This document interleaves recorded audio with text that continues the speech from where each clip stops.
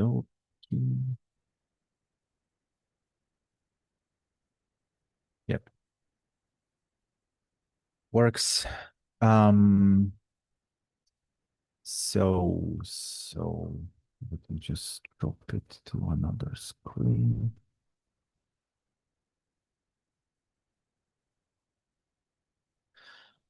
And let me share my screen.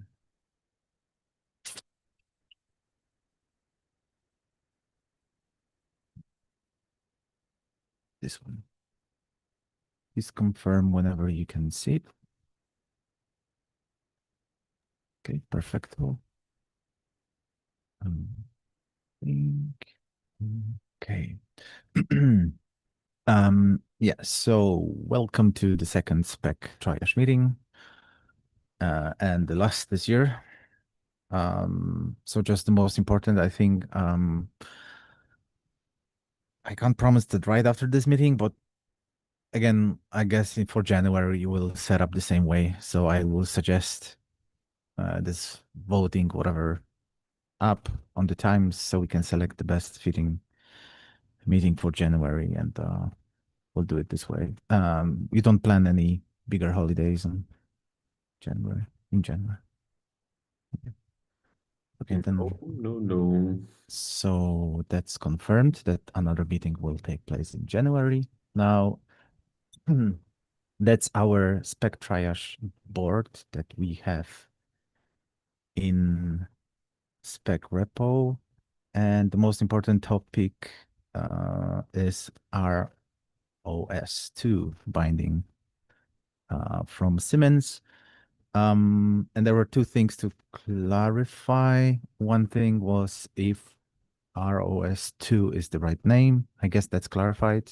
That's the right name. Yep. Perfecto. The Yeah, second, the reason was that it's completely different to RSO, so Mhm. ROS. So yeah, I think it makes sense. It's the same as AIM-QP 091 and AIM-QP1. Like they share the AIM-QP thing, but they're completely different protocols. So yeah.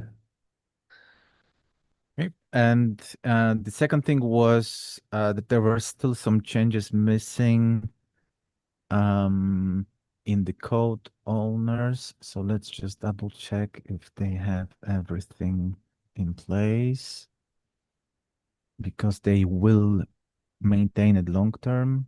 Okay.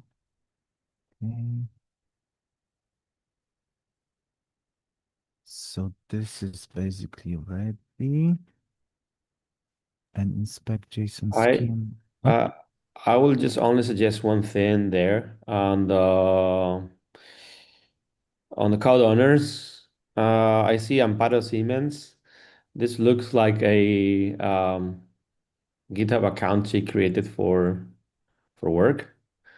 So, you know, if she ends up leaving Siemens, she might lose access to this account. So I will recommend her personal account probably instead. I don't know. Uh, That's the only thing that pops up for me there that, just a signal that we will be inviting people, not company representatives, right? So she has the right, not because she is part of Siemens, right? So yeah, I mean, we can always change it later, but we can ask her if she's fine changing it to her personal one, whatever. Either way. I mean, we can ping her, but I wouldn't make it a blocker. So I ha already No, had no, a no, meet. no, no, for sure, no. Just So because let I her. made a meeting with them to make it clear to them what it means to be maintainers. Yeah, Um, and I simply know that there are different stories with this.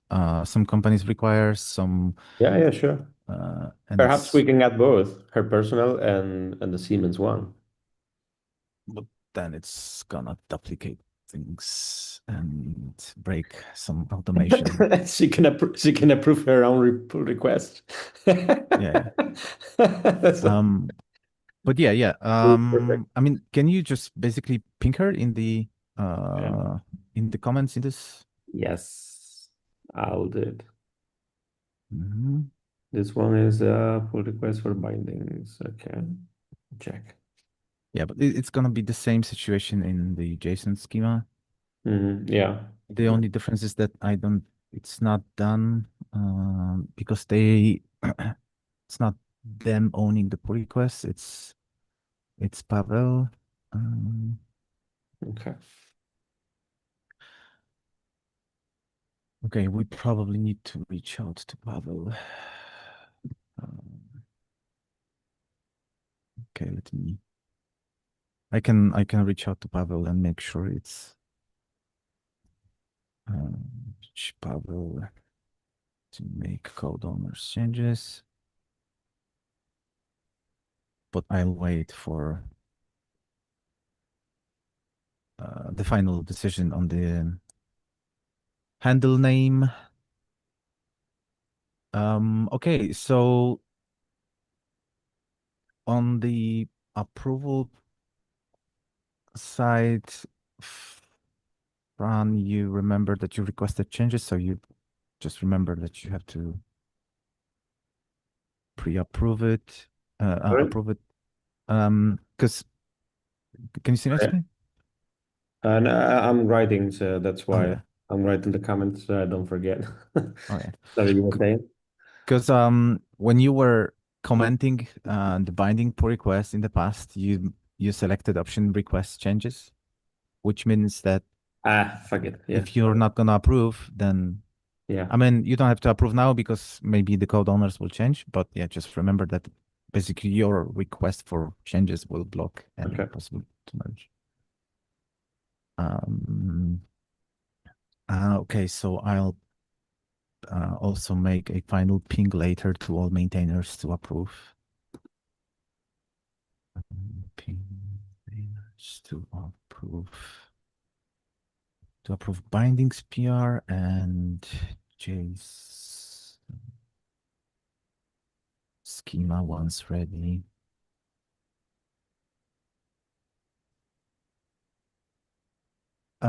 So my guess is that so we wait for final clarification on the handler, the handle GitHub handle name. Then we need to update JSON schema pull request. We need to do final approvals, but none of this is blocking actual work on the release coordination. So I guess Fran, Yeah. Yeah, yeah. It's not blocking, definitely. so you can do the It's the kickoff. change. We can change it later, so that's fine. Mhm.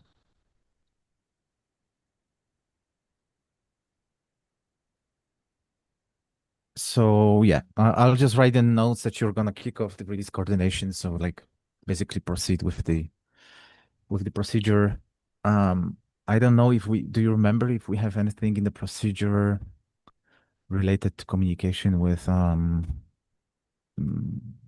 whoever can do some posts on social media, or I don't remember Don't remember either. if I you. actually will have to check the guidelines, the yeah, that we wrote for release coordination and so on, because it's been a while. I don't do release coordination. A long while.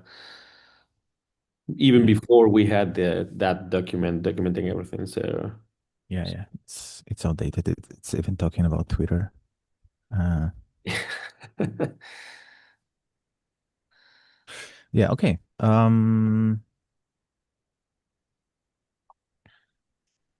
There's this notification to tool maintainers. Okay. Okay. We had uh few releases, so it's pretty detailed and yeah, everything is looks like everything is there. Okay. I can follow And this, and whatever it's not clear, I'll figure it out. Because yeah, okay. it Okay, shouldn't be a problem. so, hmm. So like looking like all is good to go. Any further questions? Anything else on about RO, ROS, ROS too, Rust, yeah, basically. I call it Rust too. ROS. Yeah. Spec here. No final, no further comments, questions. All good. Okay. Okie dokie. Next one. Okay, this one. That's the one we started discussing last week. True. Well, it was last week, last meeting. 1138. I already opened, I think here. Okay, so there's already comment from Vladimir about it.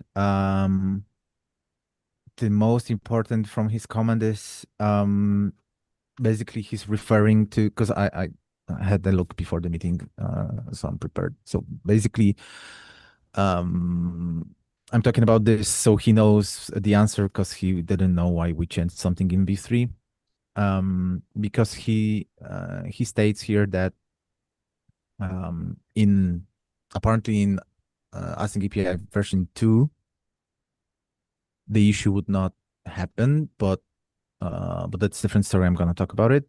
The more important is like he was asking like why in V3 we changed how the security looks like. So basically, let me show you.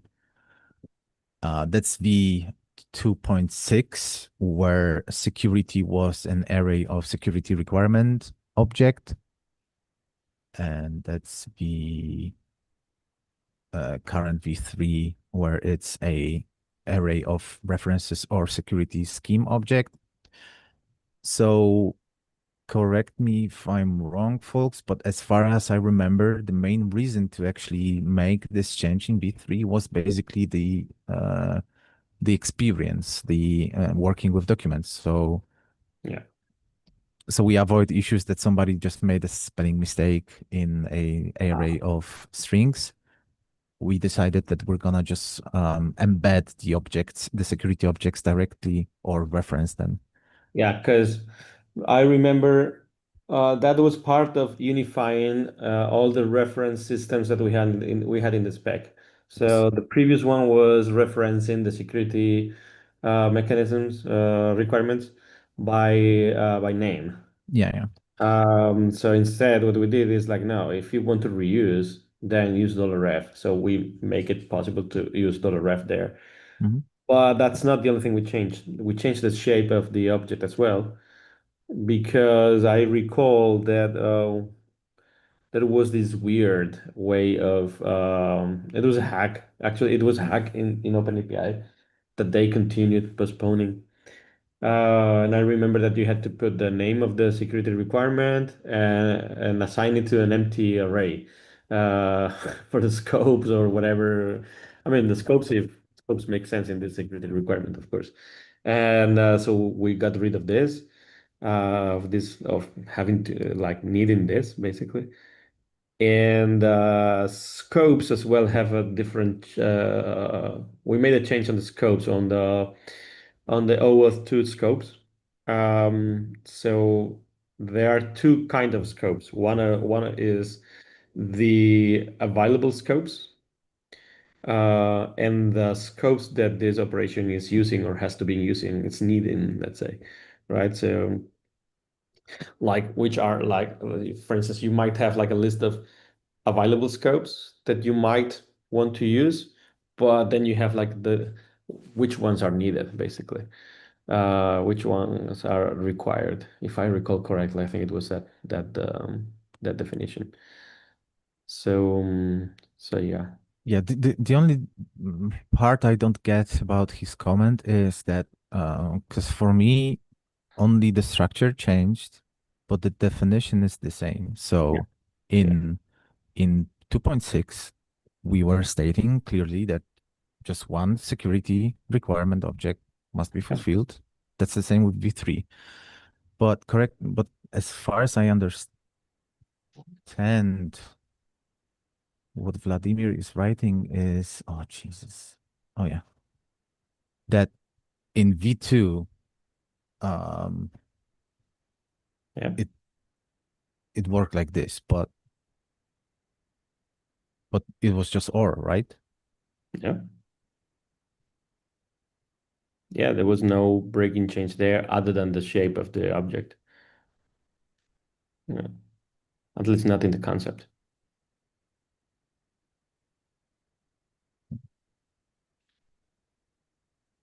That's the other thing. Um, I need to check this because if I recall correctly, I think there was a way to make this end logic possible. Or maybe it rings a bell to me that I was taking this into consideration. Um, but I don't know if I ended up doing it or not. Like it's been a long time now and don't recall. But it rings a bell that I was like considering that possibility. Uh, But considering when you mean before V3? joining like the end operation with the new one with the V3. But perhaps now, perhaps I think probably what I did was uh, I will have to check, but probably what I did was like I think that's really rare to find having to pass multiple security requirements. Um, Like, so from the definition, nothing really changed how it works. That's the V3, and that's V2. And the only things changed is that we, let's say, as we say it, we simplified the things how they work. So yeah, but I guess if I'm understanding correctly, is that the issue is about allowing and yeah, yeah. operation, right? So that's what, and I was thinking now that I think there was a way, or perhaps I completely discarded it because it's not that common, right? I don't know. Okay. So you mean like that you it's probably somewhere in the issue mentioned like Yeah. that's what you're saying, like an option to do end, but we didn't implement it in V3. Or where And do you want to look, basically in the deep side, deep inside your memory, so, or so what I'm uh, saying is that it rings a bell okay. to me that I already thought about this possibility of having an AND operation when I was designing this security scheme or security requirement objects and so on. But so meaning that maybe this issue is already like not, it's not necessary at all. Maybe it's already possible. But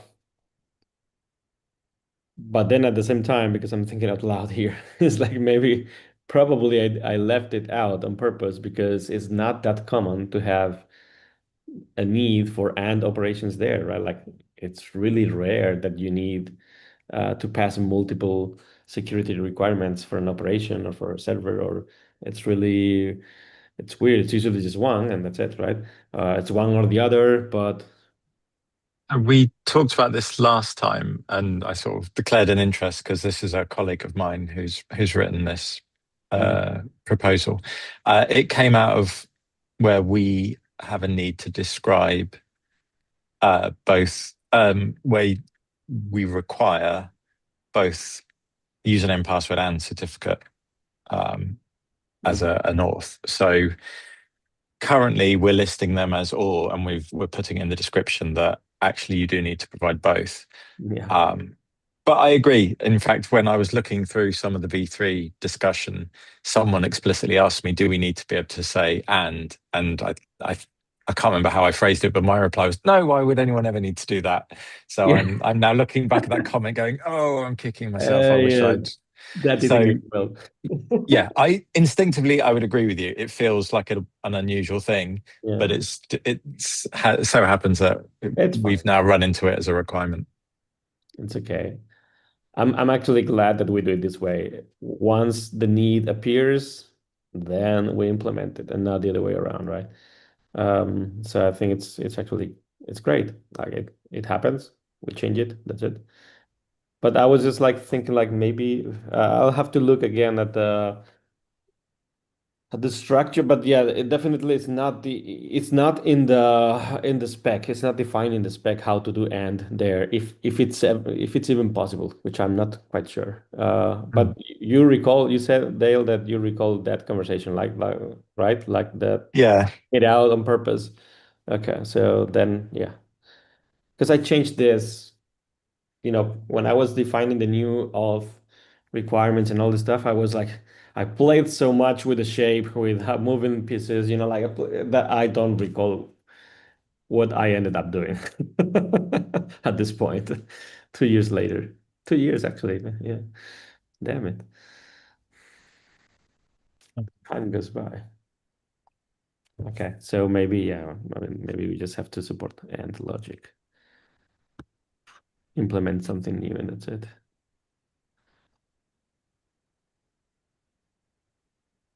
Yeah, let's one thing that we can do, like, because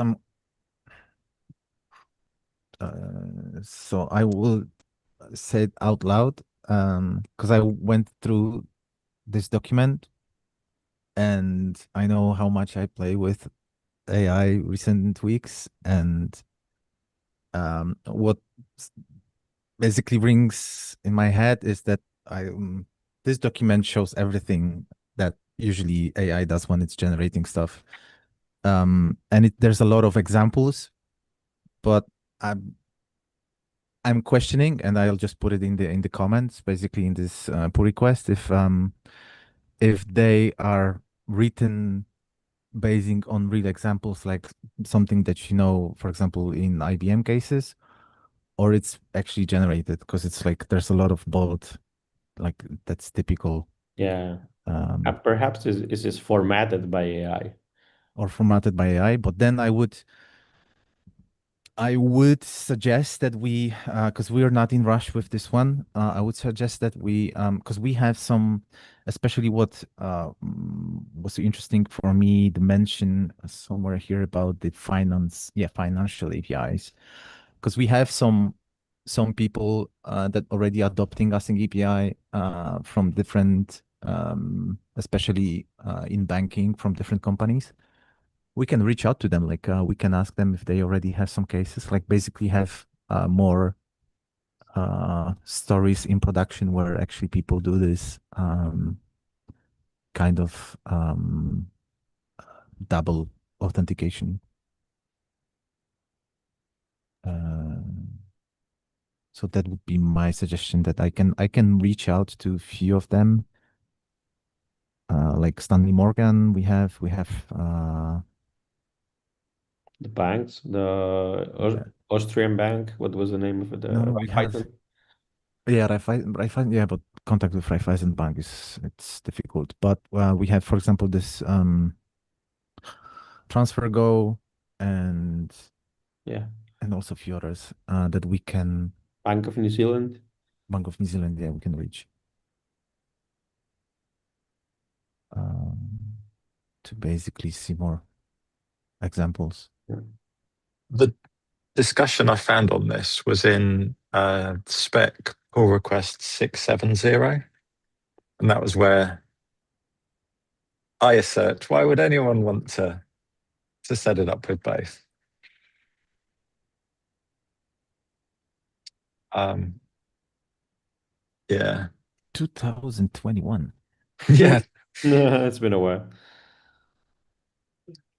Yeah. And actually, yeah, we talk about this requirement of Scrum, which is a username password based approach, and mutual TLS. Um, and yeah, we say, oh, we don't need it. But yeah, now it turns out we do want it. That's fine. That's fine. That's fine.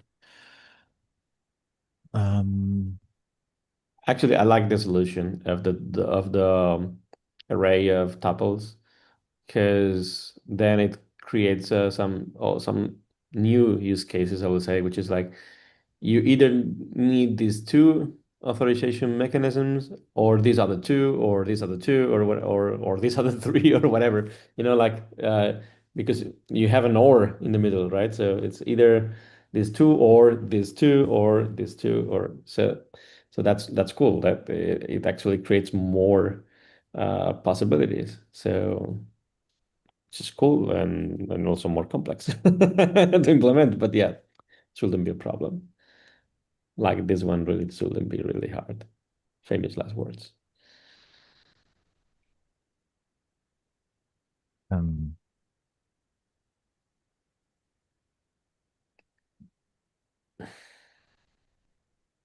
okay, then I'll reach out to few people. Uh, Vladimir will have notes from this meeting and recording, so he can also clarify more on his question. There's too much tabs. If you're reaching out to some other people, what I would suggest is that not only asking them if that's an use case that they had in the past, but not only that, but also if there is something else related to security requirements that they want to do and they can't do right now. So in case we have to change it, we have to change them. We don't change it twice. We change it just once, right? So we don't keep breaking. Well, I mean, not breaking because this won't break anything. But well, will it? Not sure. No, right? This won't be a breaking change, right? I don't think so, right? I think Vladimir was saying it does make it a breaking change, but I'm not sure myself. No, me either. So yeah. Anyway, so breaking change or not, I think the less we change things, the better, right? So if we can understand as soon as possible if there are other things that people want to do and they can't, Yeah. the better. But without getting obsessed about it, of course. Like if nobody raised their hands, cool. We assume there's nothing else. That's it. Moving forward. But just asking just in case, like not just about this issue, but if there's anything else. Yes. Yeah, I'll make it clear when I reach out to them. So regarding breaking change, so if we would go back to what was in V2, that would be a breaking change, but I don't think we need it. But yeah, No. and I don't think like I agree with Vladimir that this YAML thingy, It's weird. it's super weird, but when it looks like this, it's pretty Yeah. straightforward. Honestly, I wouldn't worry so much about this because I'm seeing more and more people generate OpenAPI and AsyncAPI with AI and with tools. So, and editing them with AI and all the stuff. So I think less and less people will be looking at the documents directly Yeah. over time. That's my feeling. And as they get better and better, because yeah, right now they are not so good at it, but um, they're getting better. So yeah. So I wouldn't worry about it looking weird. But again, yeah, but true. Like if you use the other syntax, the what's it called? The bracket syntax is way easier to, and you can even span multiple lines with that syntax. So with the bracket one, so you can make it even more readable. But then let me question out loud breaking change of this suggested change. Because if that would be just a new key in the object, that's definitely not a breaking change. But isn't it actually a breaking change that we have like basically a new type in an array?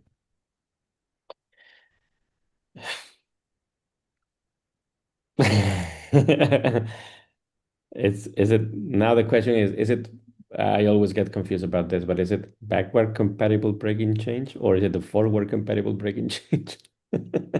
I always get confused about that. Um, I mean, one will say that adding a new type while supporting the existing ones shouldn't be a problem, right? Because you keep supporting the old ones. So the old ones keep working, right? The old syntax still works, right? So how would parser, like, I didn't check the code, but how would parser behave? Let's say we update the JSON schema Mhm. and we don't make a breaking change. It's just a new release of parser with the Mhm. new schema. And then it gets a 3.1 document, which has this array with these new fields.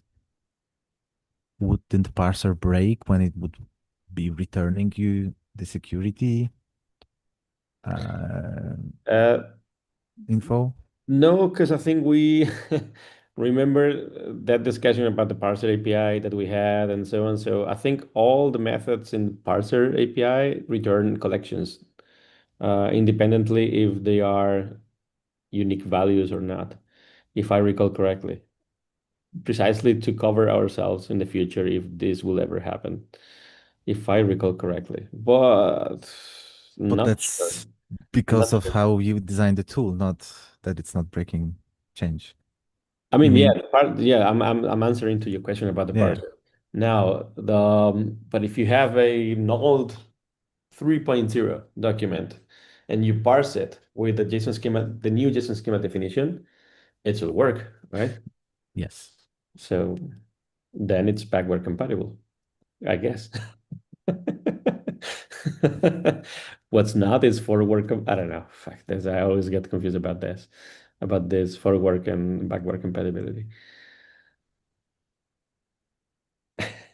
Okay, I have because it's changing a lot. Like because we if we agree that this is also a breaking change, then it's completely different story.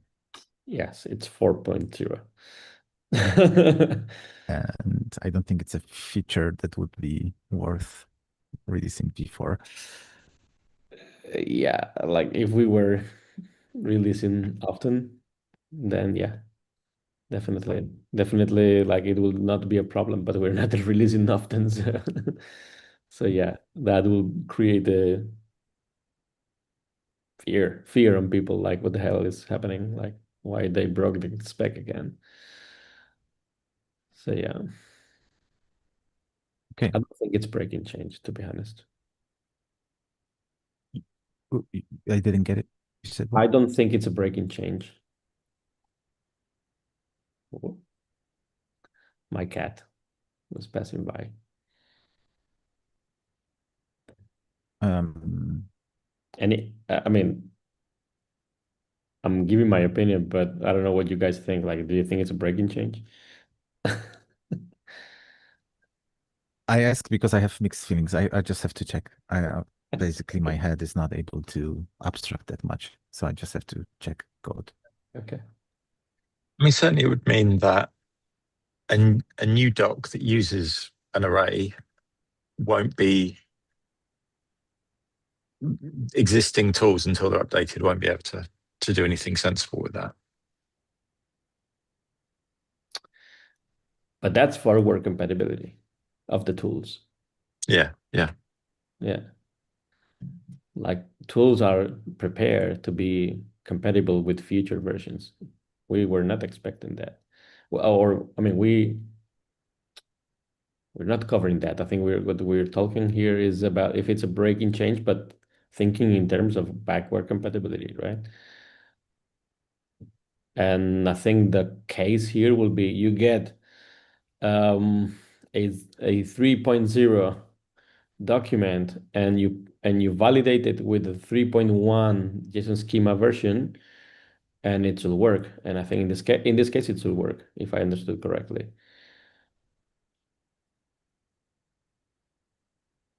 Again, you mean like I take my 3.0, I just And change you validate the, it with 3.1 JSON schema, for instance.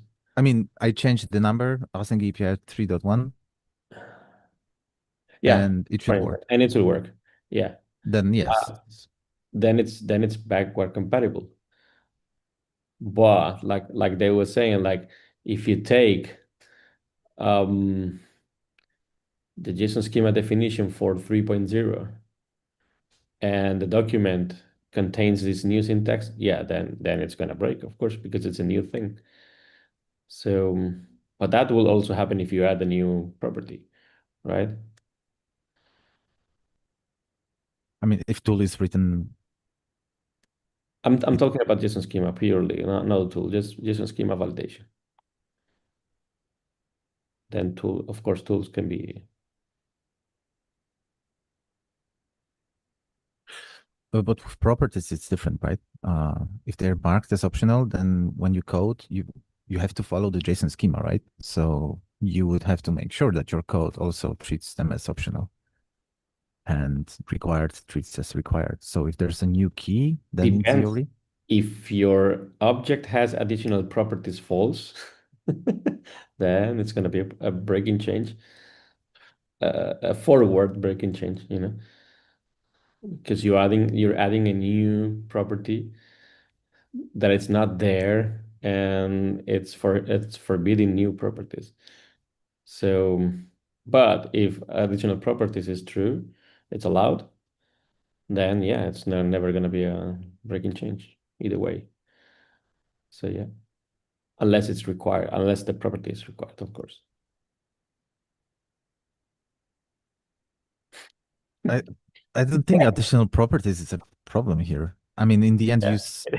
you update the schema. So in the new schema, it doesn't matter what if the flag is still set to false, additional properties, it's still okay because you anyway have new property added in the new schema. Yeah, the case I was saying is comparing to like this forward compatibility thing. That if you use, let me try if I don't lose focus here. So if you use a 3.1 document and validate it with a 3.0 JSON schema, if the 3.0 JSON schema has additional properties false, then even a new property will break, will not make it valid, right? Because it has additional properties false. But that's not backward compatibility, that's forward compatibility, right? But we are not, supposedly, I don't think we are covering that. Like we're talking about breaking changes, but I don't know if it's written there. We're not talking about backward. Yeah, changing the type of a property in backward incompatible way. So that's what we will be doing. So we're changing the type of a property right now, but it's in a backward compatible way because the old syntax is still valid. So that is not backward incompatible. It's forward incompatible. That's a different thing. That's a different thing altogether. Okay. So to park it, because we have already some things to do. So I will reach out to the finance contacts we have in the community. Can we agree that all of us should, in written form, share an opinion about breaking, non-breaking change? Like, what do you think about it? Sure. Yeah, that makes Uh, sense. and I guess once we come to some conclusion, we should update how to treat the new keys in arrays. But that's for later. And I also ping Vladimir to check what we talked about. Okay, so we are going forward with the topic, which is good. Next. Okay. So there's another pull request, which is this one is a simple one. There were just a broken anchors in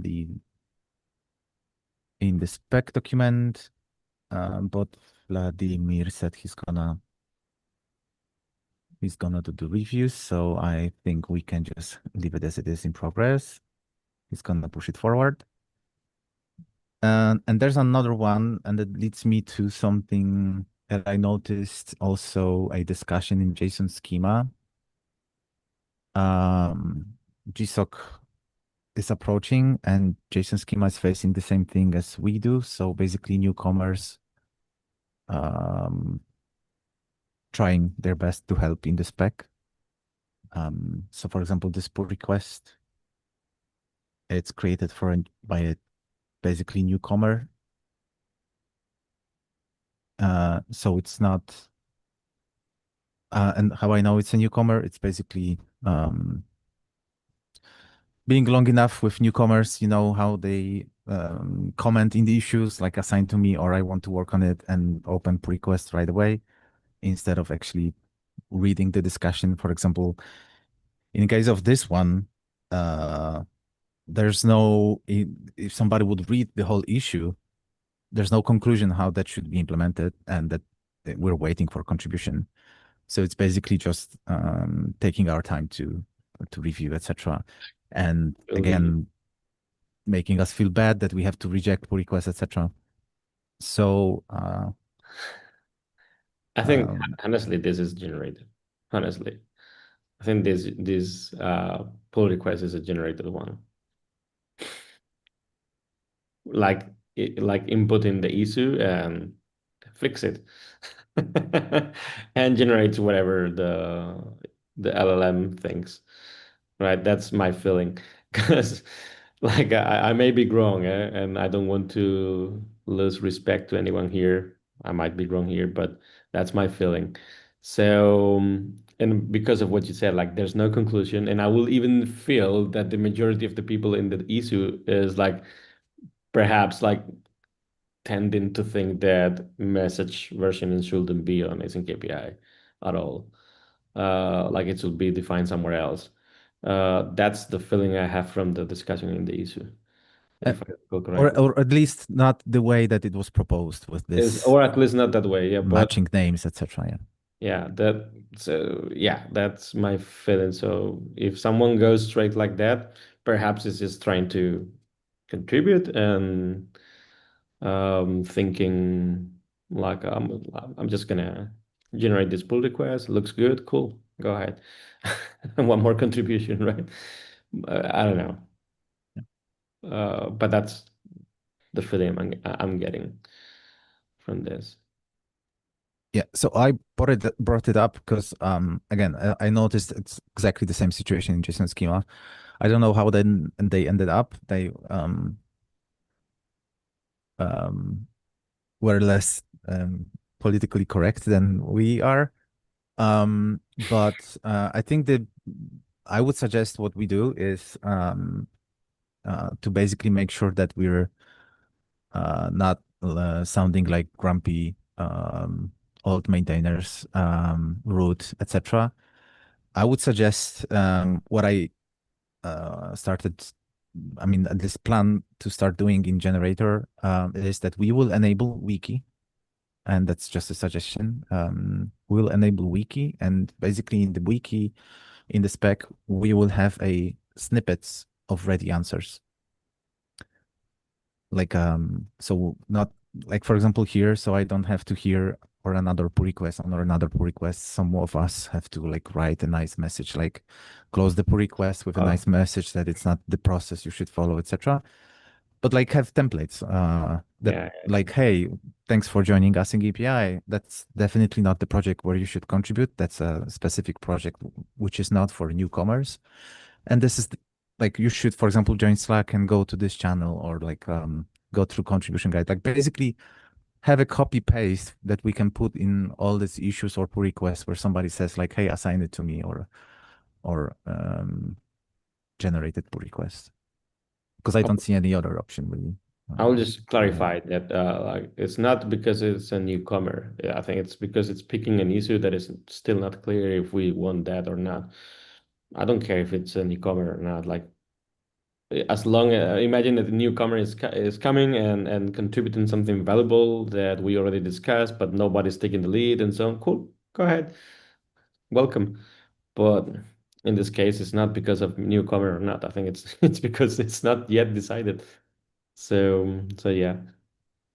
But I agree that the wiki stuff, yeah, like predefined answers or something like that, or just being straight clear and say like, please read the contributing guidelines and closing it, and that's it. Being a little bit more rude, but not rude, but direct, right? So, and explaining what happened in this case, like this is still not clear that we even want that. Not to mention we want it this exact way, right? So yeah. Then I'm gonna What make you want me? gonna. You want me to comment? I can comment and close the pull request. But the thing is that I know that it's not gonna be the last one. Yeah. I know. And there's also like another issue, another question like, hey, please assign it to me. So it's like a pattern that is Yeah. it's gonna repeat and repeat and repeat. Yeah. So I can suggest of course I'm gonna auto generate with AI those suggestions for comments and then let's see like again like let's make sure that we're still welcoming, but just Yes. make it clear that in spec it's very important to read the whole story. Uh, Let me just add something. Like I think by doing this, we're still welcoming, and I will say like we will be even more welcoming community by doing this that you're suggesting, because we sometimes forget, and I'm saying this for those who might be listening to this the recording later or whatever, but it's not just about being welcoming with newcomers. It's also being welcoming with people who are already in the initiative, with the maintainers, with other contributors, and so on. So creating more pull requests that have been not asked for is not helping. Is creating more work. It's creating more work for people who are already contributing in their spare time. So being welcoming with others is not about just with the newcomers. It's about with the community that already exists and so on. So I think it's fine to command, close, and say, please read the guidelines, and so on. And that's even more welcoming than um, not closing it um, because we don't want to offend anyone. And no, because that's already the fact that it's there. It's already offending to some people because it's making them lose time, right? Just because someone didn't want to follow the guidelines, which is fine. It's okay. We all make mistakes, but um, yeah, just wanted to clarify that. So, Yeah, basically let's educate. yeah. So yeah, I'll write some proposals that I already use in other repos and probably create issue. I guess that's the best because if we create an issue, then it's already visible, I guess, to uh, some of the people that would plan to um, open this kind of pull requests or. But yeah, so looking on the pull requests, that one is handled. This one we need to close. This one we discussed, process discussed. One item left, which is this one there. Not urgent, so we can leave this till the new year if you prefer. Essentially, it's an idea for something new to capture in the document. The identifying the time attribute for an event. Yeah. So I went through it before the meeting, and my question was because and it's probably I bet it's my fault because I was probably reading too quick. But can you specify one thing? Probably because of the word time that and I see this information about the milliseconds. What already comes into my head is a use case I saw a few years ago presented by guys from University of Catalonia, where they had to have a way to introduce to AsyncAPI documents information about SLAs, like what's expected SLA, True. etc., etc. Is this related to SLAs? Like, is this information do I get it right that this information is purely to later on the tooling side to pick this information and then check if the incoming mm, messages Not really. fulfill It's this, or if you want to do time-based processing, so processing where you're not just processing every event in isolation, but in the context of the other events that have happened before and after it. And I put examples of the kinds of frameworks people use to do that. And the ones that I'm familiar with are Kafka Streams, Apache Flink, and Spark.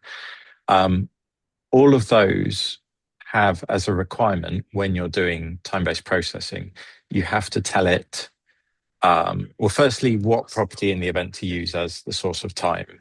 But secondly, if you want the framework to handle events coming out of sequence, there's a property that they require, which is where you say how much out of sequence should they tolerate. In other words, how long should they wait for something that's late, because they can't wait forever. So it's if you're using those kinds of frameworks, these are the properties, these are the bits of information you need in order to use those frameworks. And at the moment, we put that stuff in the description because we need somewhere to put it. So what I'm proposing is just that we formalize it so that people using those kinds of stateful libraries have a place to put it.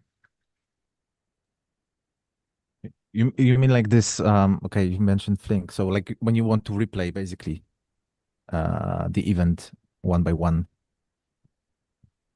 right? So if you're using, say, for example, Flink to process a stream of events, so it's not so much about replaying, it's about you have a Flink job that it runs forever. And the reason that Flink job exists is it's processing the events as they arrive on a Kafka topic. What you use a technique in Flink called watermarks to describe how far you've gotten up to, and you tolerate late events, out of sequence events. So in other words, because events can come from multiple places, race condition can result in the fact that events arrive slightly out of sequence. And libraries like Flink can handle events coming out of sequence and still process them correctly, because they're able to do that shuffling. They're able to essentially they buffer, they hold the events in, they wait to see if anything turns up late, and then once they've waited long enough, then they emit the output. Okay.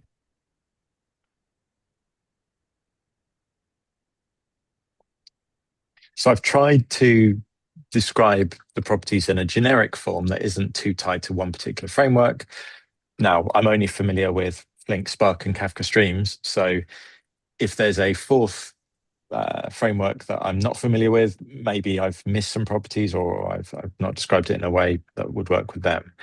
Yeah, because I didn't want to make this here's a Kafka Streams description.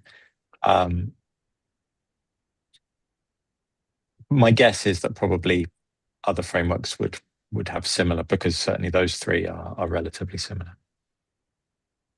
And would it be beneficial if it's like with the bindings that it's actually you can describe it in a framework specific way? Well, although Kafka Streams is obviously unique to Kafka, Flink and Spark can read from a wide variety of sources. They're not just Kafka.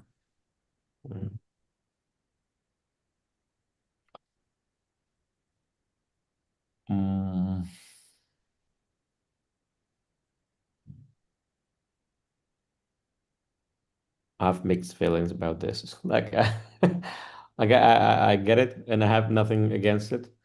But my gut feeling is saying that feels like we're going too far.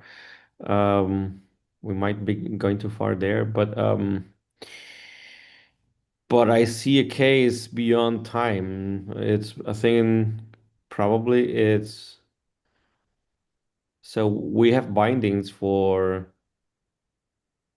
Kafka, for protocols and so on. Perhaps what we need here is a binding or some sort of binding, even if it's not called a binding, for event processors like Flink. So maybe this information could live. Imagine simple way that comes to my mind, like perhaps this could come in a Flink binding, and then doesn't matter which protocol is the source of it. Like if it's Kafka, if it's AsyncAPI, whatever. Um,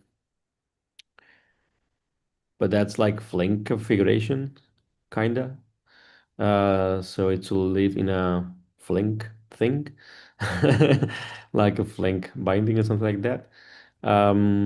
That's my first thought. My second thought is if we don't make it specific about Flink, because this is probably shared across all the event processors in the market, which might be the case, then perhaps we don't want to have a key there that's called time. We want to have like, I don't know, processing, and then instead of time, we have processing section, and then a lot of stuff related to message processing in this channel, right? Like max lateness, like I don't know, if we should be processing out of order or waiting for being in order. Um, I don't know, whatever. Really, I'm not an expert in event processing, so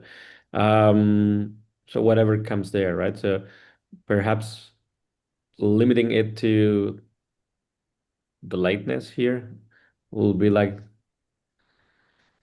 too reduce of a use case, let's say, and maybe this whole thing could be more about event processing in general, or perhaps this is like opening it too much to a bigger can of worms. So, so yeah, I don't I know. mean, certainly that's the motivation. It's trying to get to a point where where I can describe how a stream of events should be processed. Yeah. So is that a high level concept in its own right? Yeah, I hadn't thought that. I was describing it as a property of the channel, but yeah, it's an interesting idea of what I was just trying to step away from is only describing individual events in isolation, because I think a really interesting characteristic of Mhm. topics of streams is that the stream as a whole, thinking of it as a whole, not just one individual events in isolation. I hadn't thought of looking at it through the lens of the application and stream processing as a class of application. So yeah, that's an interesting idea. Yeah, because the same message might be treated differently depending on the application. Yeah, that's true as well. Yeah, so probably a binding there perhaps makes more sense, like for Flink or maybe we can start with a Flink binding, and if we ever see that, oh, damn it, like we're replicating the same thing over and over in 2, 3, 4 bindings. Okay, this deserves its own space in the core spec. I don't know. I think putting it on the bindings right now feels safe to me, safer than in the core spec. I don't know. I don't know what you think. I think in any case, we already have some bindings that are not related to protocols. So we wouldn't be creating anything new. Which one? Well, JMS is one, by the Okay. way. It's not a protocol in itself, but well, kinda. Mercure is another one, but that's like a protocol on top of HTTP. I don't know. Um,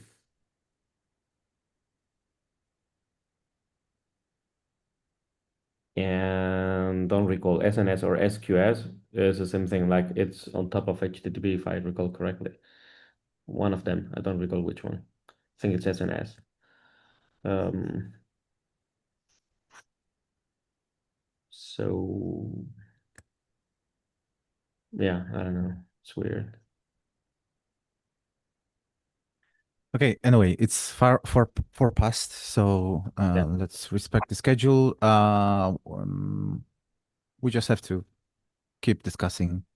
I on my way, on my own, also want to have a deeper look. So let's basically continue with this one. Agreed? Yep. Sounds good. Okay. So thank you so much for joining. Have a good Christmas you. time and New Year's Eve. Thank you so much for organizing it. Yeah, definitely. Yeah. And yeah, I'll send a list of potential dates where we can have another meeting. Sounds good. Bye bye. Have a good Christmas. See you in the new year.